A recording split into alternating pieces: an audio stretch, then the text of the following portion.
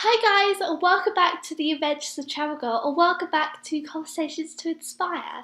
So today I'll be interviewing Imogen Hall, who is a family travel expert for Lonely Planet Kids.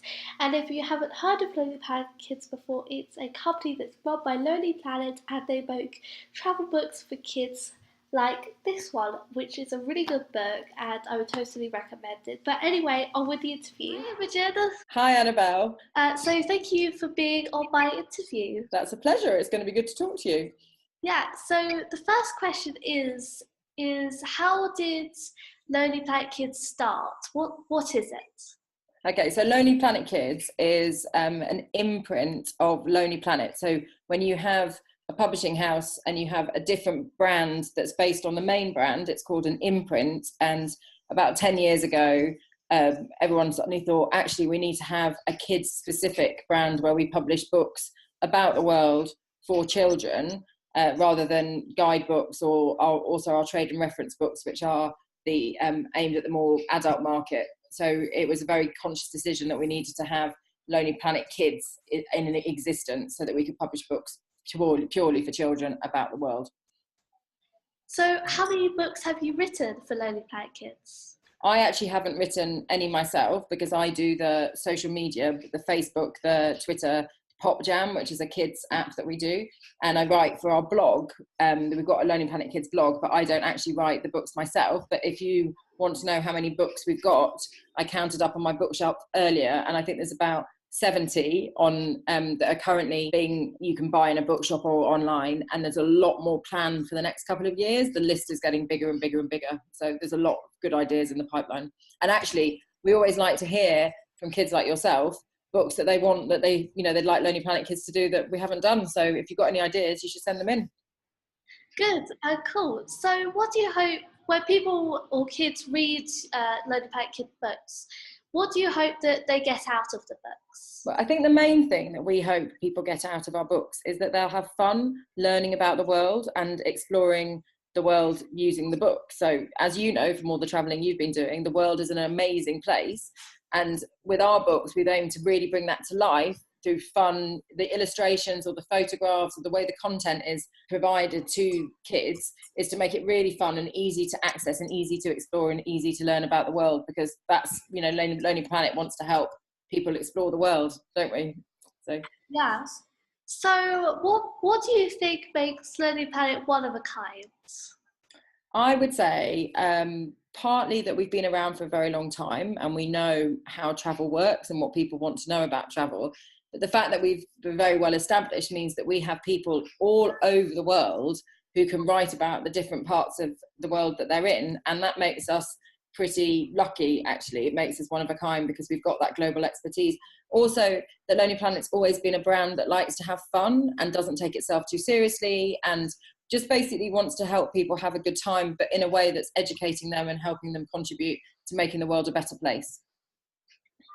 Would you say that travel is important for kids growing up? I would say that it's important for kids, given the job that I have. So I worked at Lonely Planet on our European books for 16 years before I started working on the Lonely Planet Kids book. So my children have done a lot of traveling and I've done a lot of traveling in my life. So I think travel is incredibly important for children primarily because it teaches them about the world. It means that they are more tolerant and understanding of other people. And so I just think the more you travel, the more you understand that we're basically all the same, however different we all are. And that is only a good thing for the world. So I think it's really important. The other thing, and I'm sure you've learned this on all of your trips, all the traveling that you've been doing, is it teaches children how to be flexible and to deal with things when they become travel's not easy. You know that from going to base camp, don't you? And everything else you've done. But I mean, that's a particularly good example. Particularly someone your age doing something as challenging as that. It teaches you to be resilient and it teaches you to be flexible and it teaches you to make friends with people wherever you go. And, all of the different things you learn about yourself as you travel are really important skills, which are going to set you up for adulthood and make sure, you can handle life basically and be a good human, which is important, isn't it? So. Would you say it's also important for adults too, or just children? No, it's still very important for adults. And I think one of the fantastic things about having kids is that you travel differently when you have kids than you would have done before you had children. So traveling with my children makes me slow down and appreciate different things. And a small example of that would be in Italy a couple of years ago, where we would spend quite a lot of time in the piazzas that have got the fountains, and she was then 2, would be in and out of the fountains. And thought I would, if I hadn't got children, I probably would have just walked through this piazza and gone on to the next museum or the next site that I wanted to see. But with children, I talked to local Italians. I had, appreciated being there. So I think it's really important for adults that they travel with their children as well as for the children. And obviously, and I'm sure you know all about this, it's the bonds as well that you make with your parents or with your children when you travel together, because you're making memories that are going to last forever, really. Whereas being at home doing, the day in, day out, that's not memorable in the same way, is it? So yeah, I think the way you travel with kids, it kind of forces you to be with them, because yes. if you're staying in a hotel all together, or we eat out together or spend a day together, they can't go off and do stuff when at home, or they can't go off to school. Yeah, it kind of forces you to spend time together. Exactly, which is, sometimes you need a bit of space, don't you? But a lot of the time it's a good thing. What would you say is the best thing about working for Lonely Planet Kids? I think it's really fun to be part of an organisation that wants to bring the world to life through books for kids. That's a really great, the world is an amazing place, and to work for a company that wants to show kids how amazing it is in all sorts of different ways is a really fun thing to do. The people you work with are interesting and different, and you meet lots of really interesting people, which makes it really fun as well. Who inspires Lonely Planet Kids? I think kids themselves inspire Lonely Planet Kids. So as much as possible, Lonely Planet Kids talks to children and gets their input on what works for them and what they'd like to see. And that's what's really important. So, and not just children that, like yourself, that are doing lots of traveling, or my children, but also children who would like to travel more but can't. But they can, their input is really valuable as well, because they're learning so much just from looking at the books, being at home. Do you think that travel has changed over the years? More or not as much? What do you think? So definitely travel's changed, and particularly for people with kids, I think travel's become much more accessible and easier, because there are so many more flights. You can go to so many more different places. There are so many different options of places to stay. So when I was your age, Airbnb didn't exist. You could do home swaps, but the idea of you could go and stay in someone's apartment that was essentially set up as somewhere you could stay, but that's their own apartment. That was quite, on that scale, but the way that Airbnb works. And obviously that's a fantastic resource for families, because it's so much easier sometimes being in an apartment than a hotel. I also think the internet has been incredible, because you can actually very easily find loads of really fantastic recommendations for things to do with kids. And then the other thing that's happened recently, or say in the last 15 years, is many of the big attractions have realized that they need to be catering better for the younger market. So actually things for kids have improved. It's not, you don't go into a museum and you think it's really boring. It's really been, they've put most museums or big attractions around the world have put a lot of work into making sure that they're really fun and interesting, and kids can learn a lot by being there. Whereas when I was your age, they were a bit drier, and it was, wasn't quite as interesting, basically. I think travel's definitely changed for the better for families.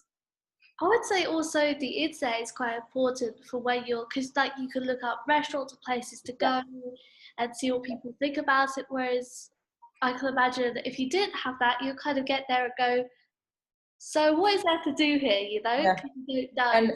And actually, on a really small practical level, my husband and I were talking the other day about Google Maps. If you hire a car, for example, you can now go on your phone and get really good directions, whereas previously you'd have to get the map, you'd be in a foreign country, you'd be trying to work out how to drive the car, navigate the traffic, work out where you were going.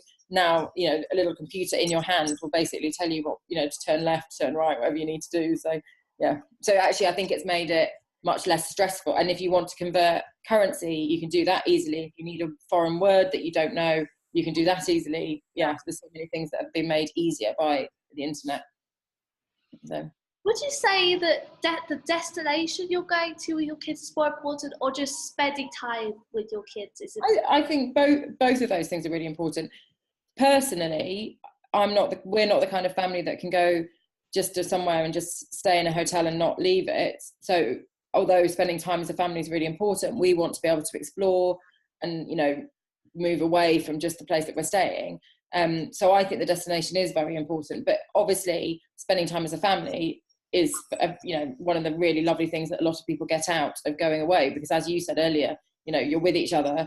You don't have to worry about any of the day to day, and it's just about being together. So that is really important as well. But the destination is, for us, I mean, I'm a traveller. Obviously, the destination I find incredibly important. So, what's one fact about Lonely Planet Kids that not many people know? One thing you might not know is that the first Lonely Planet kids were actually the children of the founders of Lonely Planet. And I don't know if you know how Lonely Planet was started. Do you know this story or not?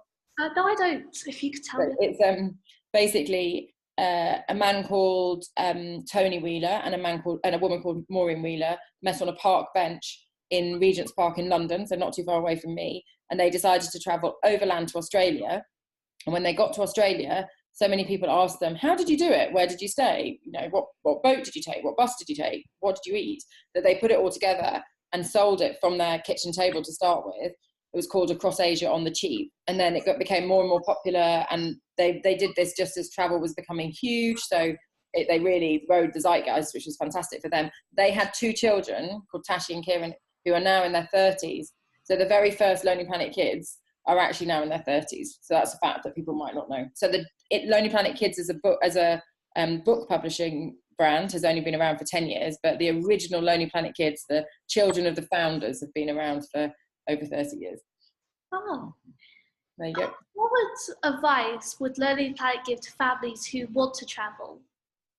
I think my main piece of advice I always give is that you can do anything you want if you just do a little planning and preparation. So money might be a consideration because it's expensive to travel, especially if you've got a big family.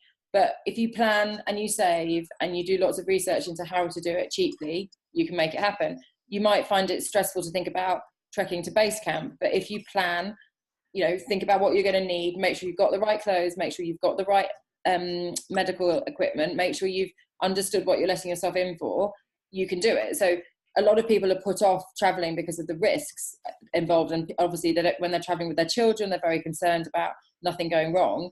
But actually, obviously, you can't ever say that nothing will go wrong because you don't know what you're going to get thrown, what life is going to throw you. But if you plan and prepare and do your research, then you can mitigate against those risks, and the world's your oyster, or your family's oyster. Yeah. If Lonely Planet Kids had a message for the world, what would it be? Well, so yeah, the Lonely Planet tagline is "Come Explore," which is a really, really strong message. Just come explore the world. But I would go further and say what's amazing about Come Explore is that you don't know what you will find, and it might be challenging, but you know that you'll be richer for it. Your life experience and what you take away from it will absolutely hugely benefit you. So it's always worth trying it than not. So if there was someone you'd like to see me interview, who would it be and why? Yeah, it'd be really interesting for me as somebody who's not doing what you're doing to hear a conversation between 2, children of your age about how they were finding it and your different experiences. I think that would be really interesting. And anybody that's even older than you who's done it and now stopped doing it for whatever reason, that would be interesting as well. To know the benefits of just continually traveling and what they feel like they've got from it. So, and then the other thing is interviewing anybody. This is my bias because I work in the books industry, but anybody who's a author, a children's author who works on books around the world, or an illustrator who works on, because that's really interesting to see how they bring, especially an illustrator, because they have to bring it to life artistically. Be really interesting to hear what they think. So that is the end of my interview. Thank you so much for being here. Thanks, Annabelle. Take care. Bye. Good luck. Thank you, Imogen, for doing that lovely interview with me, and thank you guys at home for watching. If you'd like to learn more about Lonely Planet Kids, then go to their website, lonelyplanetkids.com, and their Facebook and Twitter. And also I'll post all the links to those in the description, so you'll be able to go down there and check them out. Anyway, thank you guys for watching. Bye!